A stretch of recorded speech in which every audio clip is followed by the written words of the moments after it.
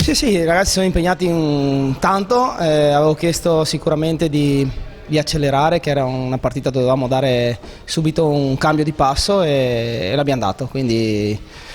bisogna continuare così, non dobbiamo mollare niente, noi dobbiamo pensare ogni domenica a fare la nostra partita, perché quando vengono qua le squadre tutte o si mettono dietro oppure danno sempre quel qualcosa in più, quindi noi siamo obbligati a dare loro 100, noi 101 o 110, insomma bisogna dare sempre qualcosa in più. Ecco, infatti, ma con questa superiorità ci potrebbe essere il rischio di qualche rilassamento, cosa che non deve accadere.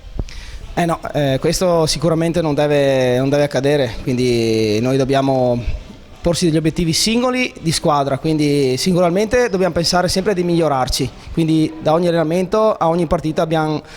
l'obbligo di aver voglia di migliorarci, e poi come squadra, siccome abbiamo l'obiettivo sicuramente di arrivare fino alla fine, ma abbiamo ancora tanta strada da fare, quindi dobbiamo andare avanti come stiamo facendo adesso, testa bassa, pedalare, correre, pensare a fare il nostro gioco e fare le nostre partite, dopo alla fine vedremo cosa succede. Il passo in avanti è notevole. Ma guarda, sinceramente sto già pensando al Bibbione, quindi andiamo a giocarci un derby dove noi ci teniamo a far bella figura, quindi sono già proiettato alla prossima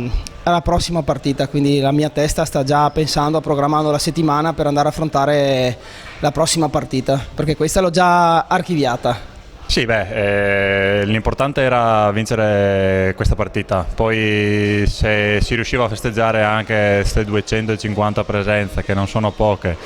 e poi comunque coronarle anche con la doppietta, è tutto di guadagnato, insomma. L'importante appunto era la vittoria e noi sappiamo che non dobbiamo guardare gli altri, perché dobbiamo continuare nel nostro cammino. Il nostro cammino è quello di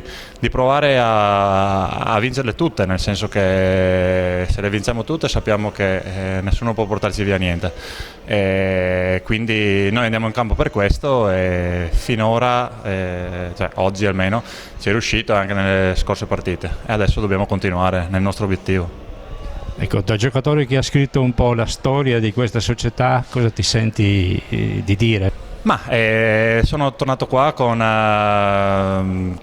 il fatto perché c'è una società ambiziosa, ho ritrovato